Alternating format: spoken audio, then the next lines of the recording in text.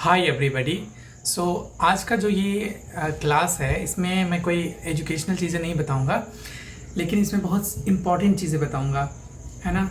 आपको ऑलरेडी पता चल गया होगा कि जो यूजीसी नेट एग्ज़ाम जो हुआ था इस बार 2024 का वो कैंसिल हो गया है ना।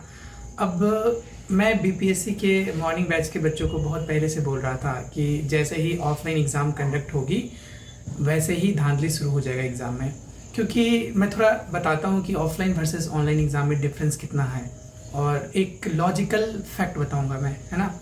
वैसे मैं क्लासेस में पहले ऑलरेडी बता चुका हूँ बीपीएससी के बच्चों को, जो भी देख रहे होंगे उनको पता होगा। अब यूजीसी से जब पूछा गया था, यूजीसी ने जब पूछा था एनटीए से कि भाई ऑफलाइन कराने का रीज़न क्या है, तो इन लोगों ने क्या बोला कि ऑफलाइन कराने का रीज़न है ताकि ज़्यादा से ज़्यादा बच्चे, मैक्सिमम बच्चे एग्ज़ाम देने आ सके, ताकि क्योंकि सेंटर जो होगा वो उनके घर के पास होगा, है ना। लोकल सेंटर्स बनाए जाएंगे।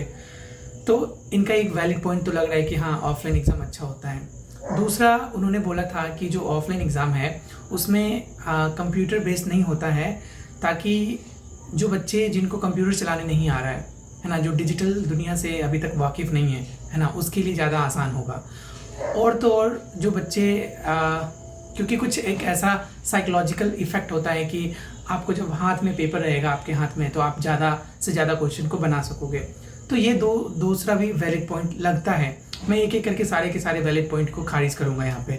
और तीसरा पॉइंट उन्होंने बनाया कि ये जो एग्ज़ाम होता है यूजीसी नेट का, उसमें क्या उन्होंने बोला कि खासकर जो लड़कियां होती है या जो स्टूडेंट्स होते हैं वो ज़्यादा दूर तक एग्ज़ाम देने नहीं जा सकते हैं, है ना।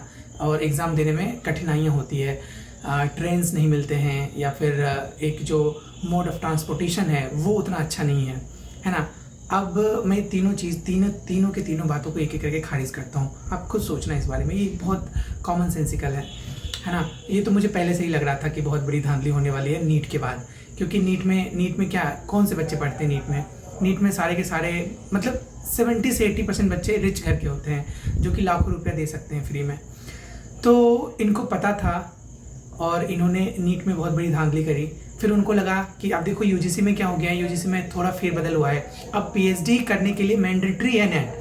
तो जैसे ही पीएचडी के लिए मैंडेटरी नेट हो गया, विच मीन्स कि अब बहुत सारे बच्चे फॉर्म भरेंगे और इसमें क्या होगा, इसमें धांधली और हो जाएगा, क्योंकि अब पीएचडी तो करना मैंडेटरी है प्रोफेसर बनने के लिए, है ना। प्रोफेसर बनने के लिए पीएचडी करना जरूरी है।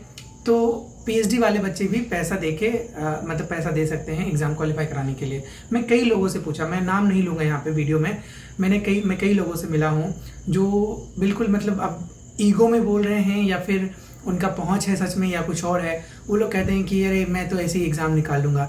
जैसे मैं एक यूनिवर्सिटी में पढ़ाता हूँ अभी, और उस यूनिवर्सिटी का एक एबीवीपी का नेता है, उसने बोला था कि सर हम तो क्वेश्चन ही लीक कर लेंगे, हम तो क्वेश्चन ही मतलब पूरा का पूरा सेंटर ही हमारे हाथ में होगा। मतलब देख रहे हो ना, इस तरह के लोग अगर बातें कर रहे हैं तो बीच में कहीं ना कहीं कुछ ना कुछ लोगों की पहुंच जरूर है। बातें ऐसे ही हवा में नहीं उड़ती हैं, कुछ ना कुछ पहुंच होता है तभी बातें हवा में उड़ती हैं, ठीक है। अच्छा, ये पॉइंट रहा यहाँ पे। अब मैं इस तीनों पॉइंट को खारिज करता हूँ। पहला, नेट ने कहा कि बच्चे एग्ज़ाम देने नहीं जा पाते हैं क्योंकि काफ़ी दूर सेंटर होता है। अभी मैं दिखाता हूँ डाटा। ये 2024 का 18 जून का प्रेस रिलीज है। 1 मिनट, दिख रहा है नहीं दिख रहा है? अच्छा, मैं स्क्रीन पे डाल दूंगा साइड में। इसमें नेट ने क्या बोला है कि हमने ऑफिशियली, मतलब हमने अच्छे तरीके से एग्ज़ाम कंडक्ट करा दिए, और टोटल जो कैंडिडेट अपीयर हुआ था शिफ्ट 1 में, हाँ 4,73,484 कैंडिडेट आए थे और रजिस्टर्ड हुए थे 5, ठीक है, 5,80,833। अब वो कहता है ये फर्स्ट शिफ्ट का है, सेकंड शिफ्ट में भी ऐसे ही है 4,35,000, है ना, 5,40,000 में। तो ये कहता है कि 81% जो कैंडिडेट हैं उन्होंने एग्ज़ाम दिया है, ठीक है। अब देखिए, पिछले दिसंबर के एग्ज़ाम में 73.6% बच्चे एग्ज़ाम दिए थे, है ना। मेरा कहना ये है, और मेरा ये पर्सनल मेरी अंडरस्टैंडिंग भी है कि अगर कोई बच्चा एग्ज़ाम देना चाहता है या अगर कोई बच्चा कुछ करना चाहता है लाइफ में, तो वो जहन्नुम में भी एग्ज़ाम देने चला जाएगा। तो ये जो उनका कहने का है कि बच्चे एग्ज़ाम देने नहीं पहुंच पाते हैं, ये तो बिल्कुल बोगस है। 1 से 2% बच्चे को तकलीफ होती होगी, आई एग्री। अब सेंटर अपने पास वाले घर का चुन लो ना, मतलब मैं जितनी बार नेट दिया हूँ हर बार मेरा नेट निकला है, और मैं जहाँ जहाँ सेंटर सबसे पहला पोजीशन में जहाँ जहाँ सेंटर मैंने चूज़ किया है वहीं मुझे सेंटर मिला था हर बार। तो आप सोच सकते हो कि सेंटर आपके अनुसार ही मिलेगा, है ना, मतलब मिलता था पहले ऑनलाइन एग्ज़ाम में। तो ये तो पॉइंट रहा नहीं। दूसरा पॉइंट वो कहते हैं कि ऑफलाइन एग्ज़ाम में क्या होगा कि आपके हाथ में पेपर होगा, आप घर ले जाओगे। अरे भाई, घर ले जाके क्या करोगे पेपर का? घर ले जाके अचार डालोगे पेपर का। आप अगर ऑनलाइन एग्ज़ाम ही ले रहे हो तो ऑनलाइन एग्ज़ाम ही ऑनलाइन वेबसाइट पे डाल दो क्वेश्चन, सारे बच्चे डाउनलोड कर लेंगे उस क्वेश्चन को, है कि नहीं? तो ये भी मुझे लगता है कि बोगस है। और तीसरा जो उन्होंने पॉइंट बनाया था, और काफ़ी स्ट्रांग पॉइंट उन्होंने बनाया था, कि जो एग्ज़ाम जो लिया जाता है, बहुत लोगों को कंप्यूटर चलाने नहीं आता, तो कंप्यूटर में बहुत सारे क्वेश्चंस को अच्छे से टैकल नहीं कर पाते। भाई, तुम आईसीटी का पेपर क्यों लेते हो? फिर नेट आईसीटी का पेपर क्यों लेता है? इंफॉर्मेशन एंड क्या है ICT, information and communication technology. क्यों लेते हो ये पेपर? फिर अगर कंप्यूटर चलाने कैंडिडेट को नहीं आ रहा है तो ये पेपर क्यों लेते हो? ठीक है, ये भी बहुत फोकस लगता है। अब रही बात नेट के यूजीसी नेट का एनटीए को पेपर कंडक्ट कराने में, तो मुझे लगता है कि इनकी सारी की सारी बातें बोगस थी। जैसे ही ऑफलाइन में देखो, मैं बताता हूँ। ऑफलाइन में क्या होता है कि ऑफलाइन में लोकल सेंटर होता है, तो लोकल बच्चे होंगे तो मतलब गुंडागर्दी ज़्यादा होगा, क्योंकि लोकल ज़्यादा एक दूसरे को जान रहे होते हैं। सेंटर पे हो सकता है कि सेंटर पे जो एग्जाम कंडक्ट करा रहा है मे बी वो किसी का भाई निकलेगा, किसी का दामाद निकलेगा, किसी का अंकल निकलेगा, किसी की आंटी निकलेगी, है ना। ऐसा होता है, मैं कह रहा हूँ ऐसा होता है तो होता है। और दूसरी बात, आप प्रॉपर तरीके से चेक भी नहीं करते हो। जैसे जब हम लोग बीपीएससी का एग्ज़ाम लेते हैं तो उसमें प्रॉपर तरीके से फ्रिस्किंग होती है, बहुत सारी चीज़ें अच्छे से होती हैं। कंपैरेटिवली इस बार जो यूजीसी नेट का एग्ज़ाम हुआ था, इसमें ना फ्रिस्किंग अच्छे से होता है, ना आपके क्लासरूम में कोई कैमरा लगा है, ना कुछ लगा है। तो ऑब्वियसली बात है, धांधली तो चलेगी ही चलेगी। तो मुझे जहाँ तक पता है, मुझे जहाँ तक समझ आती है, ये ऑफलाइन एग्ज़ाम धांधली के लिए ही की गई थी। अब तो एग्ज़ाम कैंसिल हो गया है। अब देखिए, ये जिस समय इन्होंने पब्लिश किया था, ये जो प्रेस रिलीज उन्होंने किया था एग्ज़ाम के बाद, उसके 2 घंटे के बाद ही आ जाता है कि एग्ज़ाम जो है 2024 का कैंसिल हो चुका है ना। और ये कैंसिल, इसमें सीबीआई वगैरह सब इंक्लूड, मतलब सीबीआई वगैरह जांच कर रही थी। अब सबसे बड़ा क्वेश्चन आता है कि अब होगा क्या बच्चों का, है ना। ऑफ कोर्स ये तो क्वेश्चन आएगा ही माइंड में कि भाई अब हमारा क्या होगा, अब एग्ज़ाम क्या नहीं होगा। तो देखिए, एग्ज़ाम होगी, फिर से एग्ज़ाम कंडक्ट होगी, लेकिन 1 मंथ तो मिनिमम लगने वाला है। 1 मंथ से पहले दोबारा से एग्ज़ाम कंडक्ट नहीं होगा, और आपके पास 1 महीने का समय है। आप 1 महीने अपने जो सबसे वीकेस्ट पॉइंट है, जो सबसे आपका वीकेस्ट कह सकते हैं कि सिलेबस में आपका वीकेस्ट चैप्टर है, उस पर ज़्यादा फोकस करिए, है ना। और कोशिश कीजिए कि जितनी ज़्यादा हो सके उतना से उतना ज़्यादा आप पढ़ लें, ठीक है। और एक पॉइंट और मैं बताना चाहूँगा इस बार, कि नेट का जो एग्ज़ाम इस बार लिया गया है, इतना गंदा नेट का पेपर है ना। बहुत सारे बच्चे कहते हैं सर डिफ़िकल्ट है, बहुत सारे बच्चे कहते हैं सर कुछ ये ऐसा है वैसा है। मैं अपना पर्सनल एक्सपीरियंस बता रहा हूँ। जब मैं एग्ज़ाम देता था नेट का, और मैंने कई बार नेट के एग्ज़ाम दिया है, नेट के एग्ज़ाम में पहले कॉन्सेप्चुअल बेस्ड क्वेश्चंस आते थे, अब सिर्फ और सिर्फ रटने वाला क्वेश्चन आने लगा है, सिर्फ और सिर्फ रटने वाला। अब क्वेश्चन क्या है, 15 से 20 क्वेश्चन क्रोनोलॉजिकल ऑर्डर से पूछ रहा है। भाई, क्या ज़रूरी है क्रोनोलॉजिकल पूछने का? आप हायर एजुकेशन में बच्चे को ले रहे हैं, आप हायर एजुकेशन के लिए बच्चों को सिलेक्ट कर रहे हैं, असिस्टेंट प्रोफेसर के लिए बच्चे को सिलेक्ट कर रहे हैं, और इस तरह के क्वेश्चंस पूछा जा रहा है। दिस इज़ नॉट एक्सेप्टेबल, है ना। अब क्या हो गया कि जैसे कॉन्सेप्चुअल बेस्ड लिटरेरी थ्योरी से क्वेश्चन आएंगे, या बुक्स के अंदर से क्वेश्चन आएंगे, ये सारे के सारे कॉन्सेप्चुअल बेस्ड होता है, जिसमें आप के एजुकेशन को, आपके नॉलेज को देखा जाता है। लेकिन जिसमें क्रोनोलॉजिकल ऑर्डर आ रहा है कि कौन बुक कब पब्लिश हुआ, कौन कैरेक्टर पहले आया, ये तो फिर बेकार के क्वेश्चंस हैं, मेरे अनुसार तो बेकार के क्वेश्चंस हैं, है ना। और ABCD इस तरह से सिर्फ मिलान करने के लिए क्वेश्चंस आ रहे थे। अब रही बात एग्ज़ाम्स के बाद, अब क्या होगा? सबसे बड़ा क्वेश्चन यही है कि अब क्या होगा, है ना।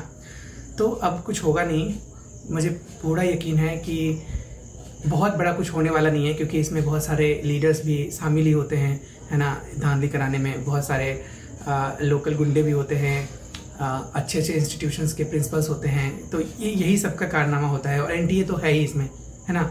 तो इन्हीं सब का कारनामा है, तो कुछ होने वाला है नहीं, कुछ होने जाने वाला है नहीं। 1-2 महीने के बाद ये बातें भी दब जाएंगी, 1-2 आदमी को पकड़ लिया जाएगा, है ना, उसको मुर्गा बना दिया जाएगा, और सारी की सारी बातें ख़त्म हो जाएंगी, फिर दोबारा से एग्ज़ाम कंडक्ट कराया जाएगा, फिर से धांधली होगी, फिर से इसी तरह से सिचुएशन चलेगा।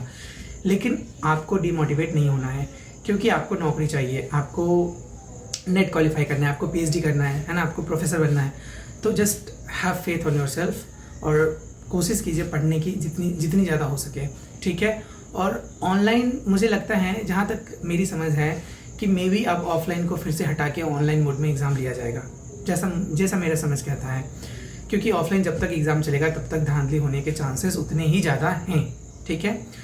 तो बस इतना ही मैं कहना चाहूँगा आज के इस वीडियो में। वीडियो को ज़्यादा लंबा नहीं रखते हैं, क्योंकि ये बस एक मोटिवेशनल वीडियो था।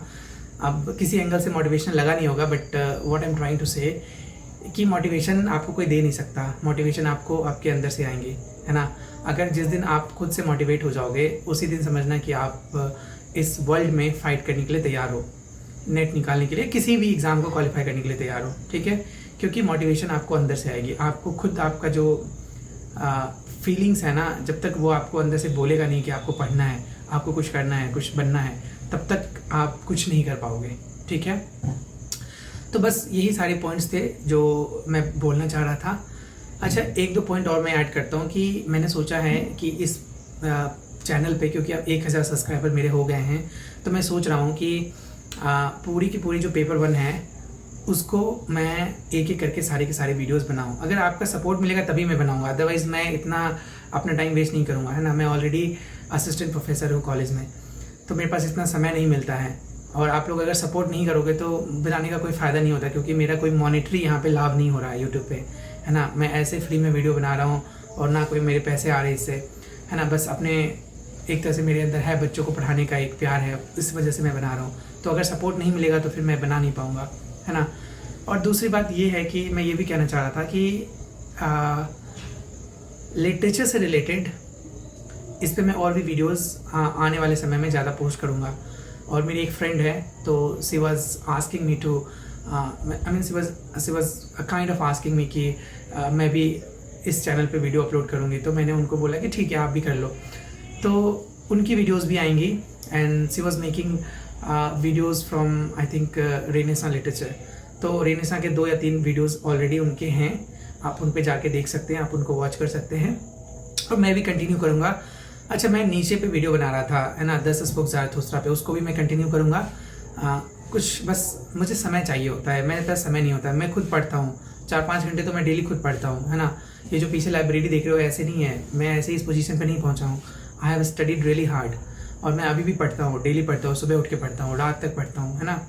तो मैं कोशिश करूँगा कि धीरे धीरे नीचे के ऊपर भी वीडियोस बनाना शुरू करूँगा। धीरे धीरे मेरे पास जैसे जैसे समय मिलेगा वैसे वैसे मैं वीडियोस को बनाऊँगा और अपलोड करूँगा, ठीक है। तो आज के लिए इतना ही रहने देते हैं, मिलते हैं फिर अगले वीडियो में।